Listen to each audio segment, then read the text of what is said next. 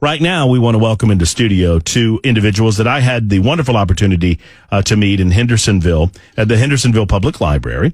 It was an event with Kirk Cameron and Riley Gaines, amongst others. River was there, and River immediately became top tier level star for me.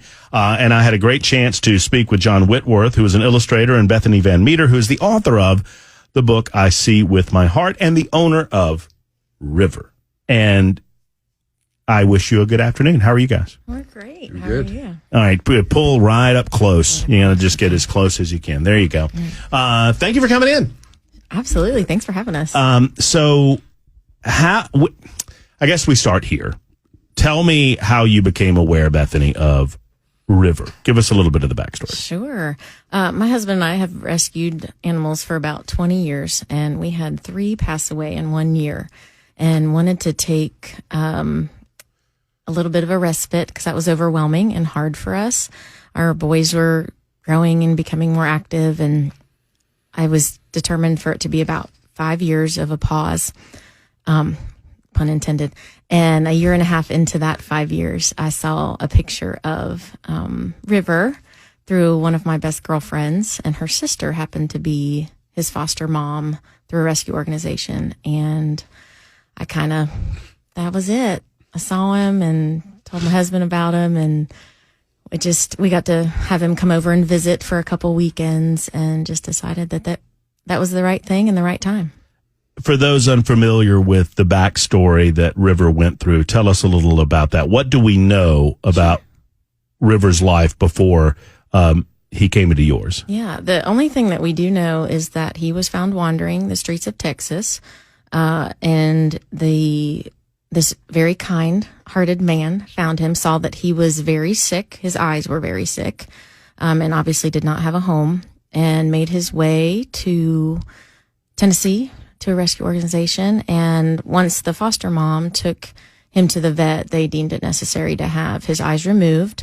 I think he had about 2.5 times the pressure in his eyes that you're supposed to have. So he was in a ton of pain. And when we got him, he still had his stitches in his eyes. So the nature of the infection had taken over to the point that they couldn't save his eyes. Absolutely. And it takes a special family and a special person to make the decision to do this. And I'm curious, was there conversation? I mean, if you're a dog lover and if you've rescued dogs in the past, as I have, as many in the audience have, you understand that even with just a quote unquote typical rescue, they come with certain baggage, and you never know what that baggage is going to be. Oftentimes, I adopted a dog years and years ago, and Hody, hated men in blue uniforms. And that's your mail carriers and your FedEx guys. But a FedEx guy could come to my door and he'd go insane. A UPS guy come to the door and he's fine. So I don't know. I mean, Sure. you never know, but you learn in those circumstances that you never know what sort of issues might have come before you and what might have been printed on their minds. But with you guys, you're well aware of some of the strategies and challenges that go into a sightless, or were you? Yes. So I think in the 20 years that we've done this, only one has been normal, quote unquote. So we only really know special needs animals, and they've all had their own unique needs. And we have had one dog that we actually had to have one of his eyes removed, and then he lost the vision in the second one. So a blind dog isn't completely foreign to us. So I had a good buddy that had a Great Dane who was deaf. Mm-hmm. And this guy was just absolutely bonkers because but we communicated with him by floor vibration. You banging on the floor, banging on the walls, or whatever. Mm-hmm. Those levels of communication. But it's hilarious to watch people around, a deaf animal when they call to him and he doesn't come. But what was the process assimilating River into your home and into your life? Sure. Well, at the time we didn't have any animals, so I think that was probably a little bit helpful for him to just get acclimated to just us and not the chemistry of another animal at the time. It took a while. It usually takes about 3 months to decompress for an animal, especially a rescue, when you don't know their background. It's our guess that he probably had a good life at one point, and maybe there was a death in the family, or somebody just couldn't take care of him or was overwhelmed with the eye situation. He has a very calm, sweet demeanor about him, as you know. Mm-hmm. And so it took him probably about 6 months of his only flaw, we've decided, is his separation anxiety. So, but if I didn't have eyeballs, I probably would have separation anxiety too. So, how long have you had him? It'll be 3 years in February. And how do you know roughly how old he is? We think about 7 now. Okay.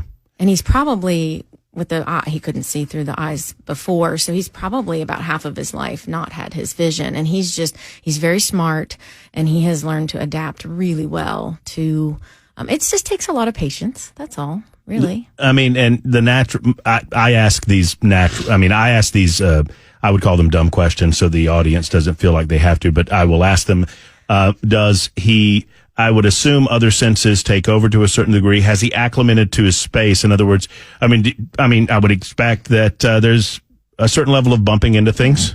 You know, we call him bonks, and he does have his bonks, but he has a phenomenal memory, and it's kind of eerie to watch him.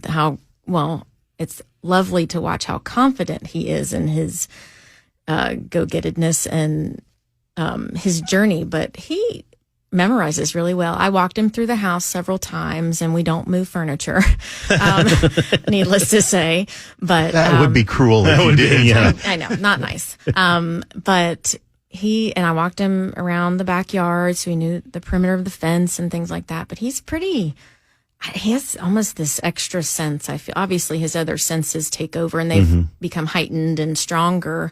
But he just has this awareness that's kind of I've seen unique. These stories. I wonder if dogs have the ability, and who knows, somebody smarter than me can tell me, but I've seen these stories about individuals that grow up blind that have a sonar ability that we don't, and they listen for bounce back. Mm-hmm. So they hear sounds bouncing back to them, and that's a way of them knowing how far away something is. Absolutely. And I'm wondering, if you've experienced anything like that. So the first time I really witnessed that was earlier this year. We were doing a reading at a school, and I had to take him out to go to the bathroom, and we were in kind of this courtyard area, and I could see him hearing the sound bounce off of each wall within that courtyard, and it just kind of hit me like, well, duh, that's how he does it. So. If you've never seen River, and I know half the audience, our dog lovers in the audience, are wondering, well, how can I get some eyeballs on, no pun intended, some eyeballs on River? You have a website. Obviously, we're going to talk about the book here in just a second, the children's book. But tell people how they could immediately go to their computers and see a photo of River. Well, he's on Facebook. He has a Facebook page. Aww. He's on Instagram, and but if you go to rivervanmeter.com, it's pictures and explains a little bit of his story, and there's a way you can set up a reading and things like that. So River becomes a family member. Mm-hmm. How did that transition into your inspiration for a book, and how did that lead to your collaboration with John? Sure. So I have always loved poetry, and I am a singer-songwriter, so I love anything with rhyming and things like that. And it just kind of came to me that I started writing, and it was about him. And I guess I started posting on my personal page things about River, and I still do. I write them in first person as if River is sharing the story or River is posting, and he writes this book. And so I just started writing, and I really just wanted to share his story. I'm passionate about dogs. I'm passionate about rescuing dogs. And I'm a believer. Matthew 25:40 is my life verse, and it's Jesus talking, and he says, "Truly I tell you, my brothers and sisters, what you do for the least of these, you do for me." And I'm just really passionate about that. So I thought this would be such a cool way to do ministry with my family and share his story. And John's wife is Melissa is one of my best girlfriends, and so it just kind of evolved from there. On the super text line, and you can ask your questions via the super text line of Bethany or John. Hey, John. Hey, how's it going? I know John's waiting patiently. My time's coming up to tell about if you have any questions about to Bethany and John about River or any of the subject matter, get them in on the super text line 615-737-9986. And thank you to the alert super texter who is aware that I'm not quite doing my job as a talk show host, because I did not ask you a very important question for folks on the radio, and that is how would describe River? For those who have never seen River, what does River look like? What type of dog is River? Sure. So River's a pit bull. I'm sure he's mixed with something else, but predominantly pit bull. He's all white, no eyeballs, and he's got a pink and black nose, and he's kind of got black spots all over him underneath the skin. And if you're wondering what that looks like, the best way that I could describe it, tell me if I'm doing this wrong, Bethany, is River is looking at you just like any normal dog, but it looks like he's got his eyes closed real tight. Yeah. That's it. And he's super handsome. I have a question. I've actually got a half-blind cat. Okay. And he's very sensitive about being touched on that side of his face where he doesn't have an eyeball. And he lost his eye due to an infection too. Yeah. Does River have any sensitivity to being petted or anything like that because he can't see? No, and thank the Lord, because my boys are all over him. No, he's pretty good. Or you go to scratch him on the head and he's all about it. Oh yeah. No, he's living up this fame with the book readings, and yeah, no, he seems to be just fine. I had a little boy ask today, or say something, observe, he said, it's like he's still blinking. And I said, it is, because his muscles still work right there. And so he'll be doing this and he still blinks at you, So yeah, he's not sensitive. He was amazingly, when we met you guys in Hendersonville at the public library. Yeah. And I know you've kind of established you're kind of set up. You've got your little area and you read the books to the kids, and you do this for classrooms, for anybody, really, schools. Right? We just had a reading this morning at Liberty Creek Elementary in Gallatin, and we've done nursing homes, special needs expos. That's been probably my favorite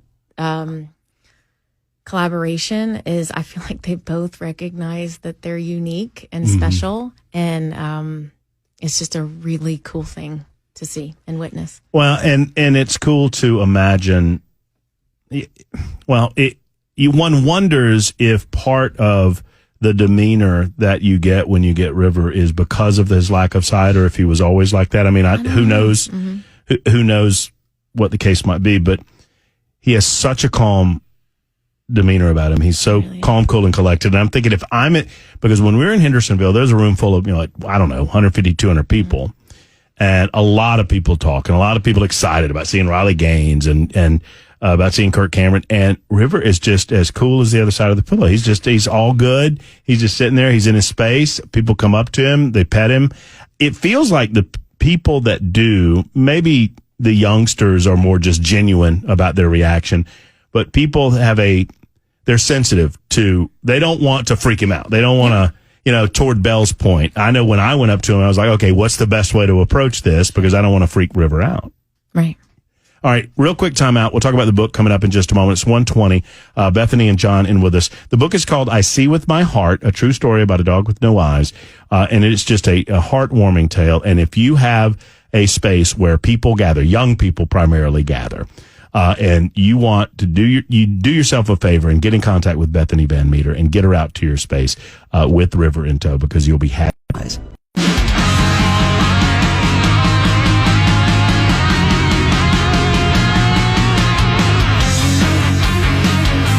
Super Talk 99.7 WTN 125. Wonderful visit with Bethany Van Meter and John Whitworth.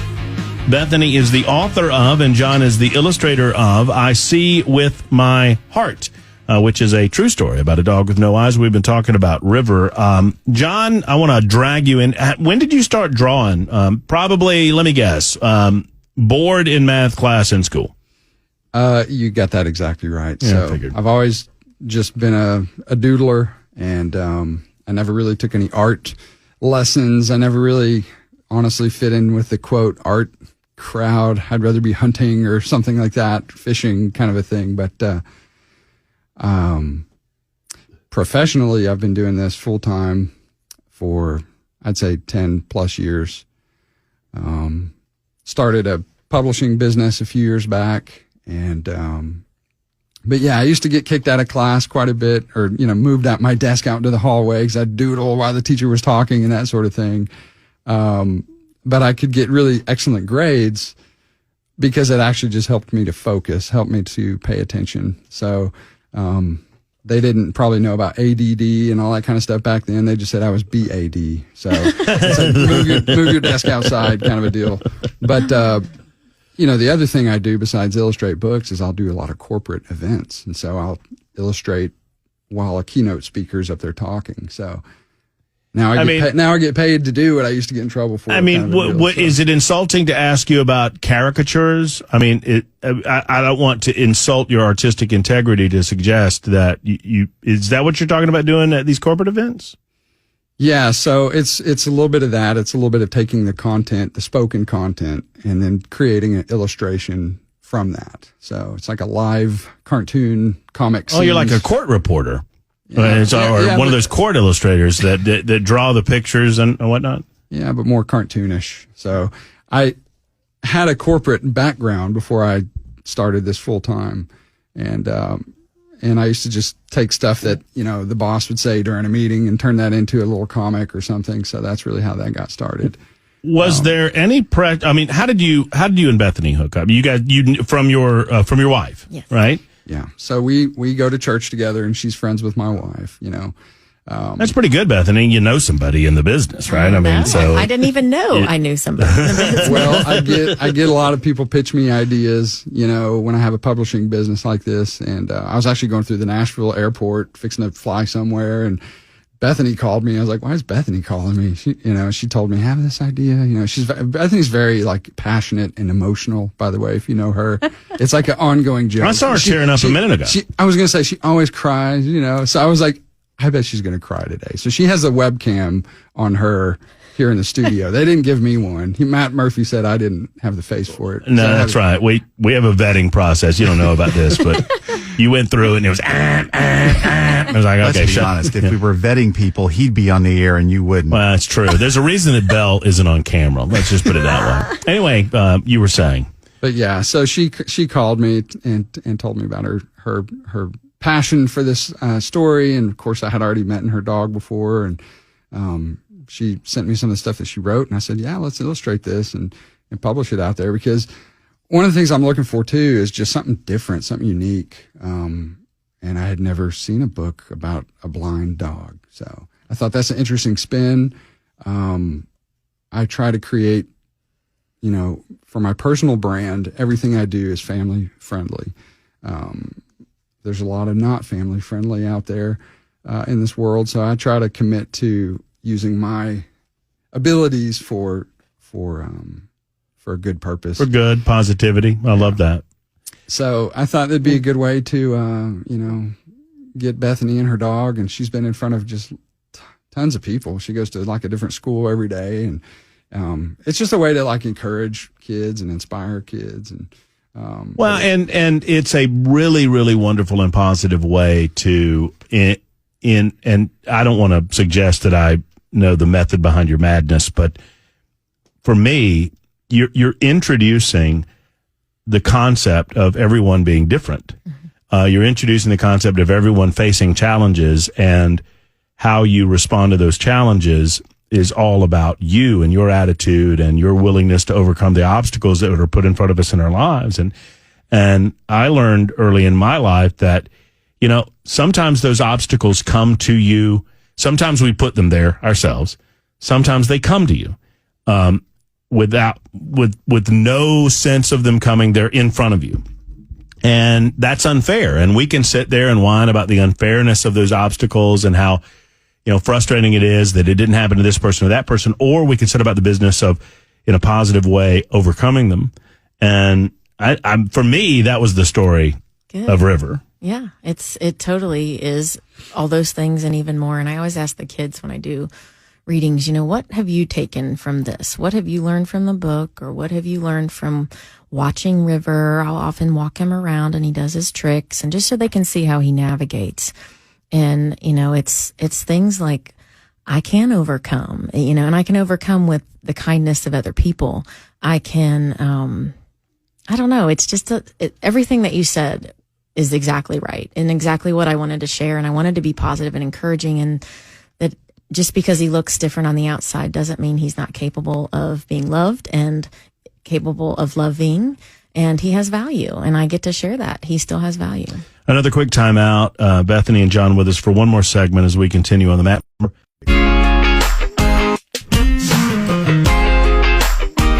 Following the news of the day, obviously, there's news coming out of the Middle East. There's news coming out of Washington, D.C. We'll reset all of that coming up in just a couple of minutes. Taking a brief respite from all of that, bringing you a little bit of good news with River, the dog with no eyes. The book is called I See With My Heart. It's written by Bethany Van Meter. It's illustrated by John Whitworth.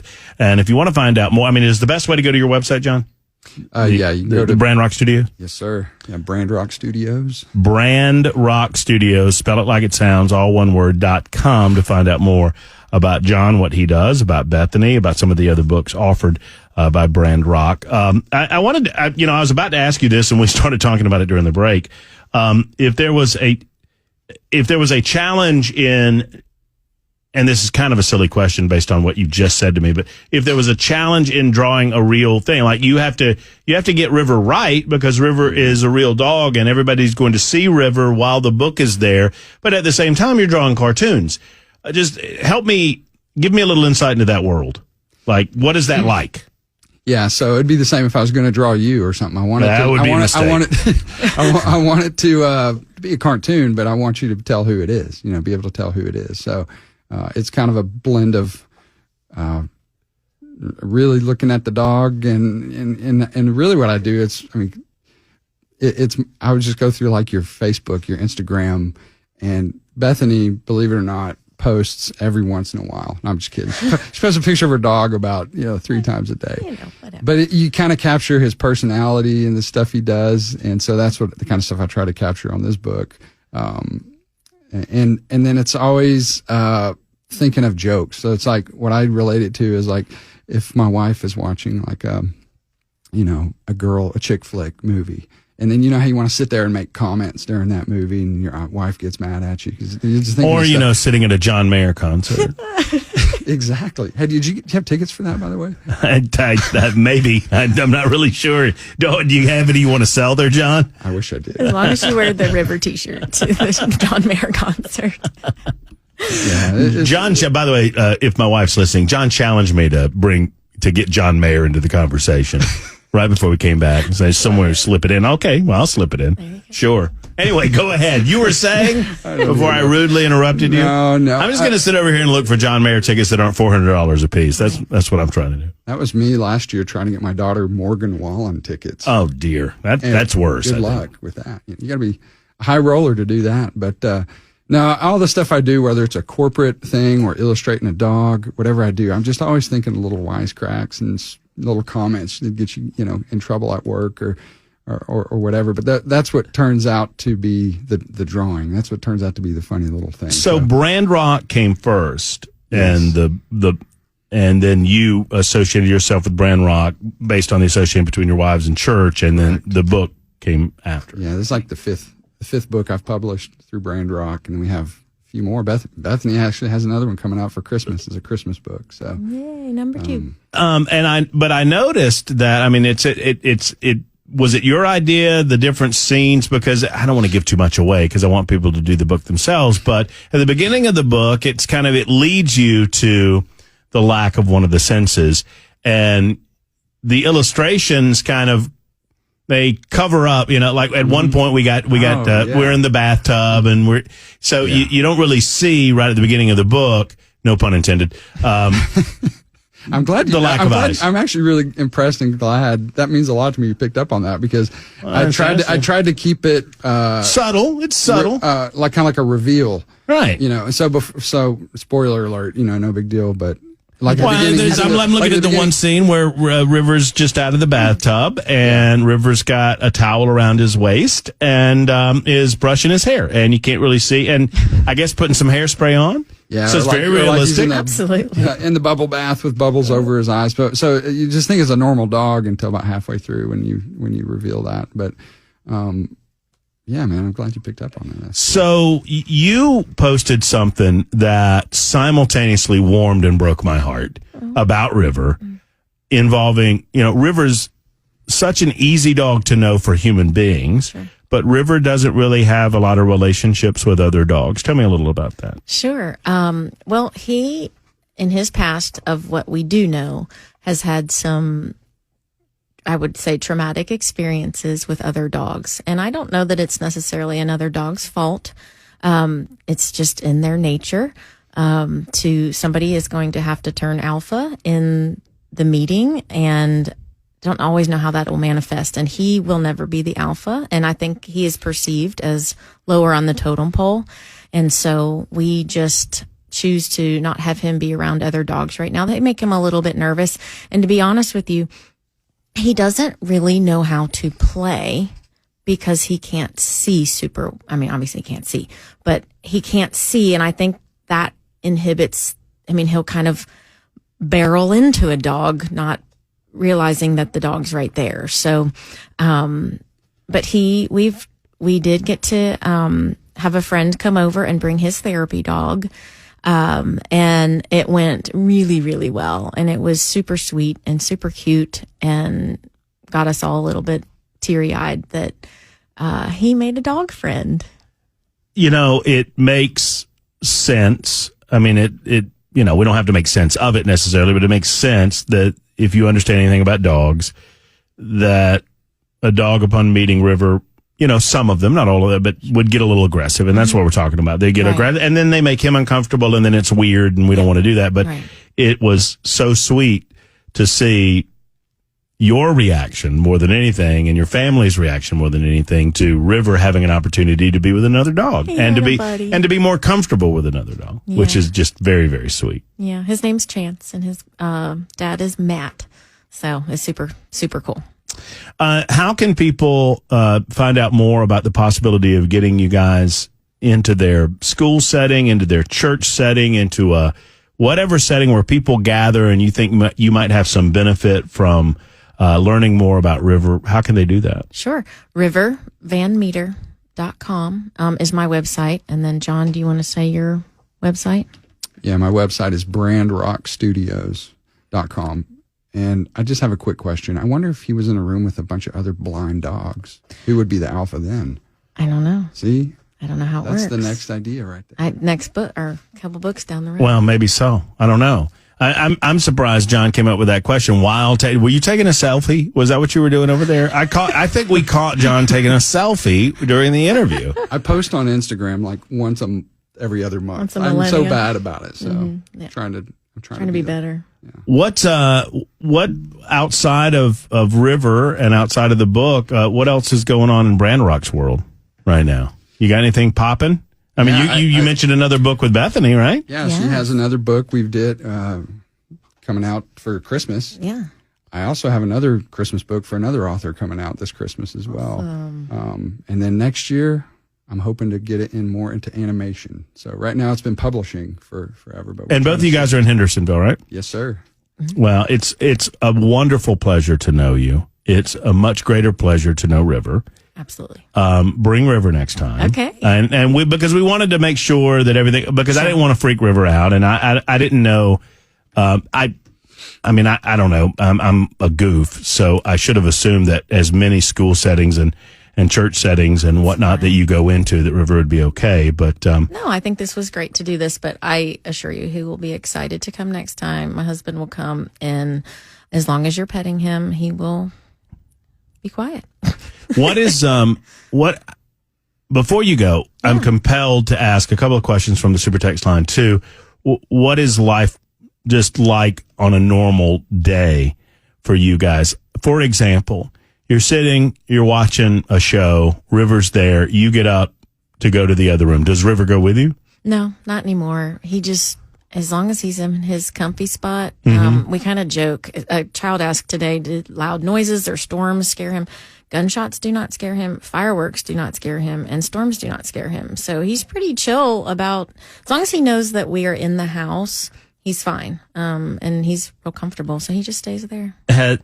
Early on, did you try to go somewhere and leave River? I mean, you mentioned the separation anxiety. We have a couple door frames and doors that have seen better days, but he has babysitters. Oh, and it's always good to find those. I know. So he has babysitters, and he does enjoy to be outside. Though we have some land, so he's got a big, nice fenced-in area and covered patio. So he's pretty good. What would happen if you just set him out and about? I mean, does he just go? No. Sniff, or does he kind of run off? He will stay with you. He will stay right by us, and he does not need to be on leash on our property because he senses where you are. He knows where you are. Yeah, and the only, like I said, on our property, he's fine. I don't think anybody else is, or coming on or whatever. So he really is. He's fine. We have a building in the back that we'll go play in, and he just follows us back there, and he's fine. Well, as evil as, I don't know what we would call, dogs that have sight, able-bodied, I don't know what you would call them, but full body, I don't know, because my dogs have mental issues more than anything. We've had plenty of But as fun and as frustrating as my dogs can be, my heart goes out to you, Bethany, for your willingness to bring in a special needs dog. And I'm reminded of those families that seek out, and I don't know that I could do it, that seek out the senior dogs, to find a good home for them in the latter stages of their lives so that they don't have to spend the latter stages in shelters or in foster care. Right. And I'm drawn to you that you're doing God's work, and you're by extension sharing that work with other people and showering them with, it's all good. It's all a wonderful thing. And that's why I wanted to have you on. Thank you. I'm so glad. And I'm so grateful for my husband's support. We're both animal lovers, and we're really honored to do it. Truly honored to do it. John, thank you. Hey, thanks, man. Bethany, thank you.